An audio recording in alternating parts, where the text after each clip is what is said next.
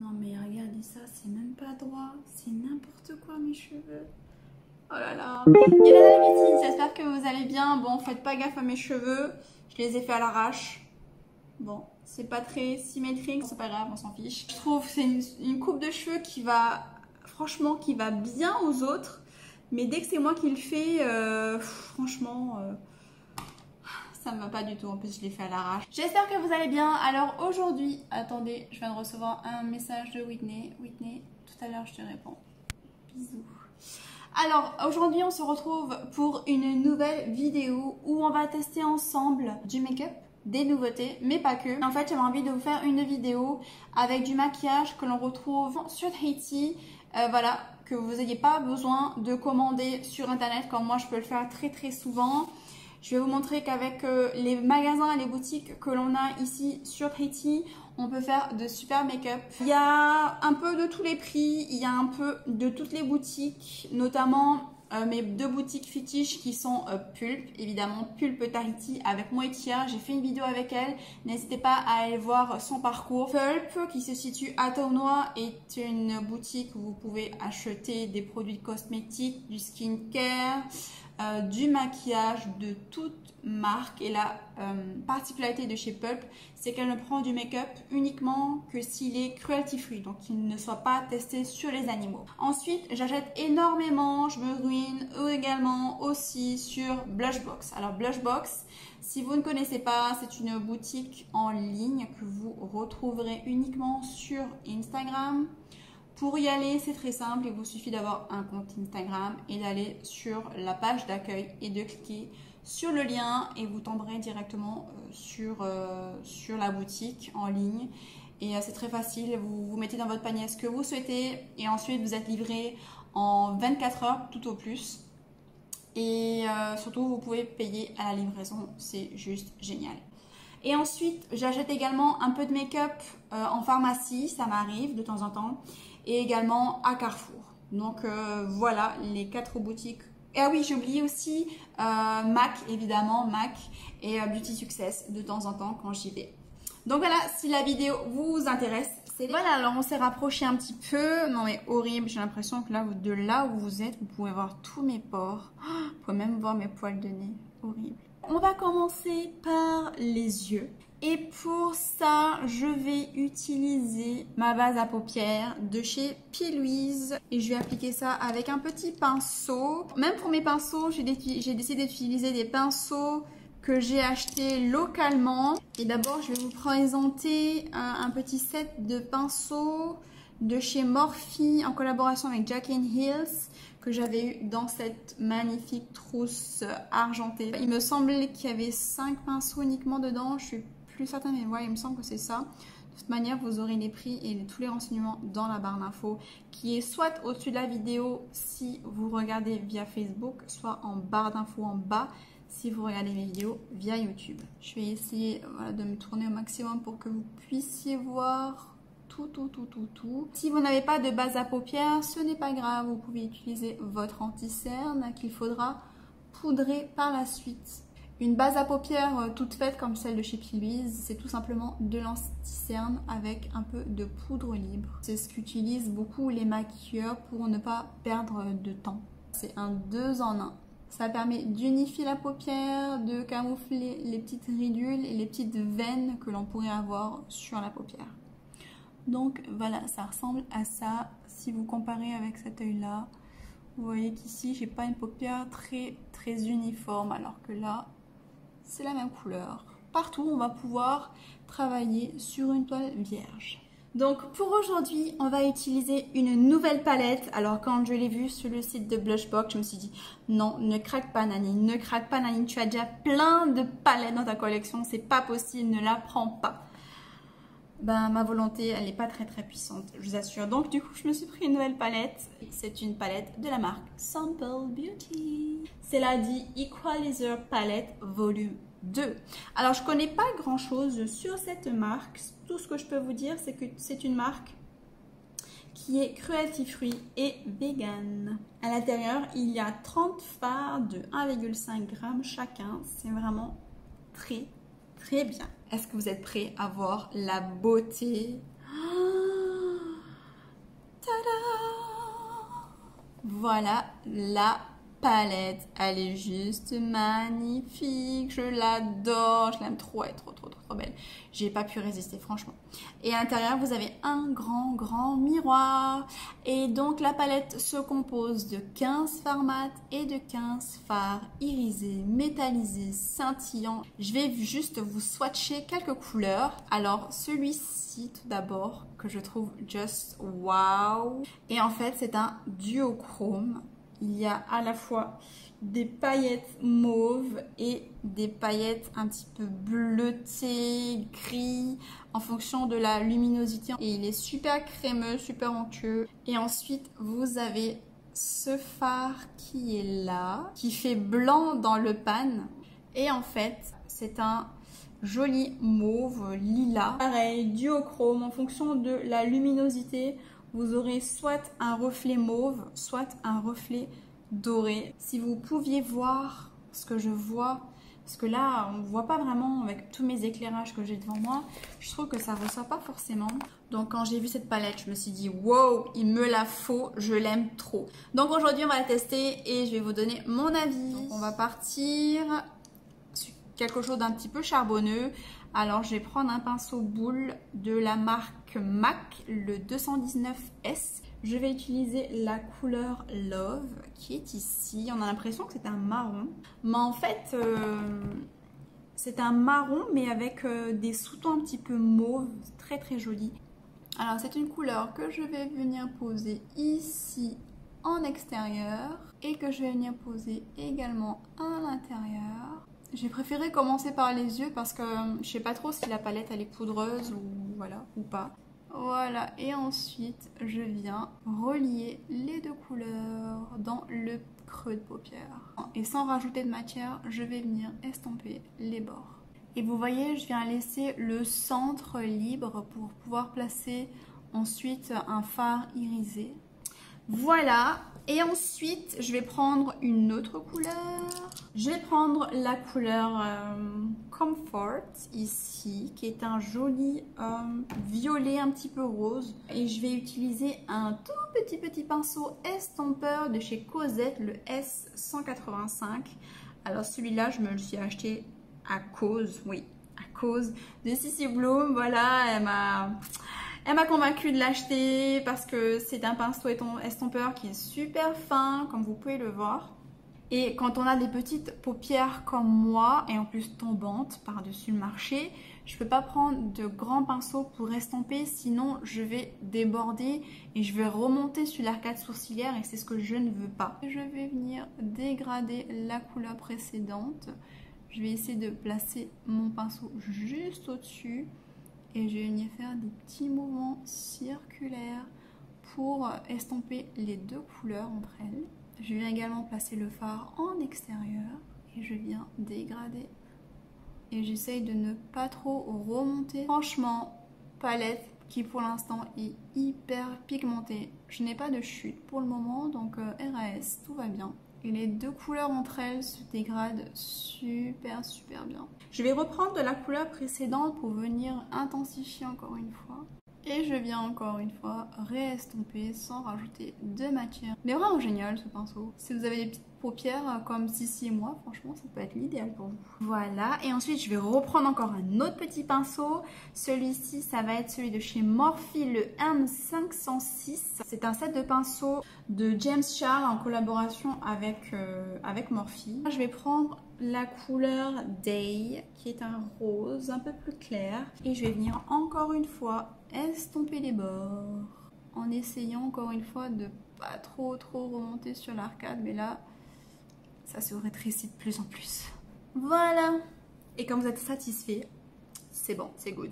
Alors ce que vous pouvez faire, c'est notamment remettre de la base à paupières au centre pour vous refaire sortir encore plus le fard. Mais là, je veux voir ce qu'ont les fards dans le ventre. Du coup, je ne vais pas mettre de base à paupières. Je vais mettre directement le fard. Et j'ai envie de mettre le fard Sweet. Et je vais l'appliquer directement au doigt. Wow. Ah ouais. Oh là là là là là là là là là là. My God, c'est trop beau. La manière d'appliquer un fard irisé comme celui-ci, franchement, il n'y a pas photo, c'est au doigt. J'aime trop, c'est trop beau. Je reprends mon petit pinceau Cosette sans rajouter de matière et je vais juste venir estomper les bords. L'autre astuce que vous pouvez faire pour rajouter des fards à paupières irisés, c'est de prendre un pinceau plat et de mettre un petit peu de spray fixateur. Vous prenez le fard et vous venez le poser. Comme ça, ça refait sortir encore plus les pigments. Bon, il y a des chutes par contre sur le fard à paupières irisées. C'est pour ça qu'il faut généralement commencer les yeux quand on ne connaît pas bien la palette. Et du coup par-dessus, je vais rajouter le petit irisé qui est là, qui s'appelle Time. Je vais le mettre par-dessus. Oh, c'est magnifique. Ce mélange des deux est juste sublime. Je vais passer au deuxième œil. On se retrouve tout de suite après. Tadam! Alors ça y est, les deux yeux sont faits. On essaie de faire quelque chose de symétrique. Maintenant, je vais passer à l'étape du teint. Et pour ça, je vais d'abord appliquer un primer. Celui-ci, c'est de la marque Revlon Photo Ready, que vous pouvez acheter. C'est disponible en pharmacie. Après, je connais pas très bien la marque Revlon. Hein. Je vais pas vous mentir, c'est une marque que je ne connais pas spécialement. Bon, ils floutent pas forcément beaucoup les pores, on les voit quand même, mais il y a un petit peu de silicone à l'intérieur. C'est censé boucher un petit peu les pores, mais bon, ça va. Si vous gardez pas le make-up toute la nuit, si vous dormez pas avec, tout ira très bien. Et pour aujourd'hui, on va appliquer un double fond de teint. Alors, une technique de Jaclyn Hill, je sais pas si vous la connaissez, c'est une make-up artiste qui a créé sa propre marque de make-up et elle fait souvent des collaborations, dont la collaboration par exemple avec Morphe pour ses pinceaux. Elle est trop belle cette femme. Oh, elle a des yeux bleus juste magnifiques. Et donc elle, qu'est-ce qu'elle fait? Elle applique tout d'abord un fond de teint en stick. Alors moi je vais utiliser le Hourglass fond de teint en stick qui se présente comme ceci en forme de triangle. En fait elle en met, hop, hop, hop, hop. Elle en met sur l'ensemble du visage. Oui, je sais, là maintenant tout de suite on ressemble à rien. Mais apparemment ça fait un résultat vraiment flawless. Et ensuite sur une éponge, donc j'avais envie de vous montrer ma nouvelle éponge achetée à Carrefour. Ça coûte aux environs de 500 francs, j'ai plus le prix exact. Et voilà, j'avais envie de vous montrer qu'on pouvait acheter des éponges en grande surface. Après, va savoir si c'est bien ou pas. Voilà, petite éponge que j'ai réussi à enfin enlever du packaging. Je vais aller l'humidifier. Voilà, donc l'éponge a doublé de volume. Et maintenant, je vais appliquer un fond de teint liquide comme fait Jaclyn Hill. Celui-ci, c'est celui de chez The Ordinary. Une marque très connue que vous devez certainement connaître, notamment dans le skincare. Je vais en mettre une pompe avec un SPF 50. Contenance de 30 ml et c'est un fond de teint qui coûte vraiment pas cher. Il me semble qu'il coûte aux alentours de 2000 francs et il est vraiment top, il est haute couvrance. Je viens mélanger en fait les deux fonds de teint. Et en fait Jaclyn Hill, ça fait cette technique tous les jours pour un teint vraiment parfait. Et ce qu'elle fait en plus Jaclyn Hill, c'est qu'elle vient en fait se raser le visage. Mais pas avec un rasoir lambda, elle utilise vraiment comme une lame et elle vient raser l'ensemble de son visage. Donc moi j'ai carrément envie de le faire en fait. Parce que c'est vrai que moi j'ai plein de duvet là. Et elle dit que ça fait vraiment un teint parfait lorsqu'on fait cette technique là. Donc moi ça me donne vraiment envie de la faire. Mais voilà. Comme moi je suis assez poilue, j'ai un peu peur de ressembler à Chewbacca si je fais ça quoi. Donc si vous avez déjà expérimenté ça, n'hésitez pas à me le dire en commentaire. Alors pour la suite, je vais passer à l'anti-cerne et j'ai décidé d'utiliser celui de chez Maybelline. Le Instantiage Effaceur, la teinte 01 beige rosé. Bon, ils n'avaient pas forcément 10 000 teintes chez Maybelline à Carrefour. J'ai pris ce qu'il y avait. Hein. Vous venez twister le produit et ça vient imbiber en fait l'éponge. Et vous en mettez pour camoufler les cernes et venir faire des points de lumière là où vous le souhaitez. Des petites zones, des petits points de lumière. Et ensuite, vous estompez encore une fois avec l'éponge, mais du côté pointu cette fois-ci. Vous ne trouvez pas qu'on fait toujours une tête chelou quand on fait ça? Alors, pour réchauffer un petit peu cette tronche-là, j'ai décidé d'utiliser le double embout de chez NYX. Alors, c'est le NYX Cult and Highlight Face Duo Visage. Je vais utiliser la teinte la plus foncée. Donc c'est une texture qui est liquide, hein, et forcément c'est une texture que l'on va appliquer avant de mettre les textures poudreuses pour sculpter un petit peu mon visage. Donc, je vais en mettre là, là, là, un petit peu léger, un petit peu de contouring du nose. Donc là il faut aller vraiment, il faut essayer de faire un truc droit, sinon on va tenir sans rien. Et évidemment j'ai fait un truc pas super droit. Là, une petite barre ici, un petit peu autour des lèvres, léger, pour donner une impression de lèvres un peu plus repulpées. Et je vais venir dégrader. Et vraiment je trouve que les textures un petit peu liquides, crémeuses comme ça, ça fait vraiment tout de suite un effet hyper naturel sur le visage et on n'a pas un amas de couches de poudre. Je trouve ça hyper discret, hyper naturel en fait. So voilà, maintenant on peut enfin poudrer le visage. J'ai décidé d'utiliser encore un nouveau produit de la marque Innisfree. C'est le No Sebum Mineral Powder. Donc avec des minéraux naturels. C'est un produit qui me semble être bio. À l'intérieur vous avez une petite houppette et le produit est là. C'est une poudre qui est toute blanche. Je vais enlever les petits plis encore une fois qui sont sous mes cernes avant de poudrer, sinon ça va être archi moche. Et je viens poudrer. Alors ils disent vraiment que c'est une poudre qui vient absorber le gras de la peau et qui vient contrôler l'excès de sébum. Donc je vais vous redire ça une prochaine fois si cette poudre tient ses promesses, si on ne brille pas au bout de 2 heures. Alors Innisfree, je me suis renseignée un petit peu sur cette marque coréenne qui puise en fait tous ses ingrédients de l'île de Jeju en Corée. Et en fait c'est rigolo parce que sur cette île là, je ne sais pas si l'île appartient à la marque Innisfree et à son fondateur, mais sur cette île là, l'entreprise Innisfree a implanté toutes les plantes qu'ils utilisent à la fois dans leurs produits skincare, mais aussi dans leurs produits de make-up. Et c'est rigolo parce que sur leur site, ils ont mis une espèce de carte de l'île où, genre, au nord, vous avez les orangers, les fleurs de cerisier, vous avez des champs de thé vert, vous avez des algues aussi. C'est assez particulier, t'as l'impression que c'est une île un petit peu paradisiaque où ils ne font pousser que des plantes qui vont servir à leurs cosmétiques. En tout cas, je trouve que ça a quand même blanchi mon teint. Maintenant, je vais remettre un peu de bronzer parce que voilà, je trouve que ça s'est barré un petit peu. Du coup, je vais prendre une texture poudre cette fois-ci de la marque Wet n Wild, une marque que j'aime beaucoup, avec un pinceau MAC, un pinceau biseauté que vous pouvez retrouver chez MAC, hein, Beauty Success. Je vous dis, on a de la chance d'avoir un MAC à Tahiti, vraiment. Il ne manque plus qu'un Sephora et ça y est, on est ready.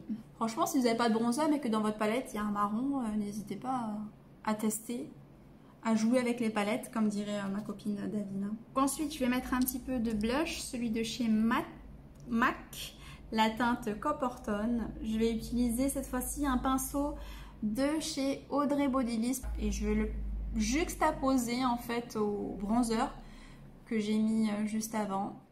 Voilà, donc maintenant on va terminer avec les yeux. Donc je vais faire la partie inférieure et je vais reprendre les mêmes couleurs. Je vais essayer de prendre des pinceaux un peu plus fins. Donc je vais reprendre la couleur Love avec un petit pinceau et je vais le mettre, voilà, je vais essayer de coller ça à mes cils inférieurs. Je vais essayer de fermer le coin externe là, hop. Et je viens estomper en faisant des mouvements de va-et-vient. On essaye de rester le plus près possible de l'œil sans forcément mettre le pinceau dans l'œil. Hein. Je viens reprendre mon pinceau Cosette avec la couleur Comfort et je viens dégrader la couleur précédente. J'essaye de pas trop descendre et de rester proche de cette première teinte. Bien faire le raccord avec le haut. Et avec mon autre pinceau, je reprends la teinte Day et je viens encore dégrader l'ensemble pour que ce soit beaucoup plus fumé, beaucoup plus harmonieux. Et on n'oublie pas de raccorder avec le haut. Maintenant, je vais rajouter des faux cils. Et pour les faux cils, je vais d'abord mettre un coup de liner 2 en 1 de chez Okamanu. Je trouve que c'est vraiment un produit révolutionnaire. C'est un eyeliner noir qui fait également colle. C'est un produit que j'aime beaucoup. Par contre, il faut faire le trait assez épais sur l'intérieur de l'œil, sinon le faux cil a tendance à se barrer. Et je vais appliquer les faux cils de chez Whitney, les On Adore. Donc qui sont comme ceci, courts à l'intérieur et évasés à l'extérieur. Je reviens tout de suite. Tadam! J'aime trop ces faux cils, ils sont trop magnifiques, bravo Whitney. Et je trouve que ce produit est vraiment génial à partir du moment où vous faites un trait liner assez épais à l'intérieur. Je vais mettre un petit peu de crayon dans la muqueuse supérieure et inférieure, si j'arrive à l'enlever.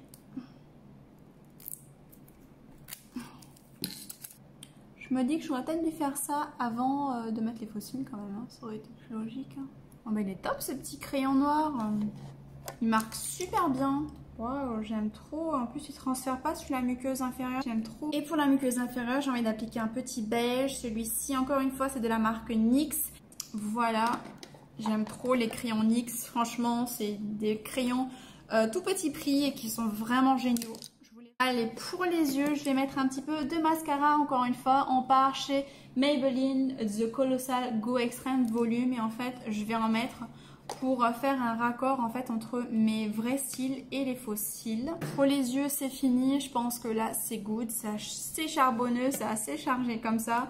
On va juste terminer avec le teint. Et aujourd'hui, comme highlighter, je vais utiliser mon petit highlighter.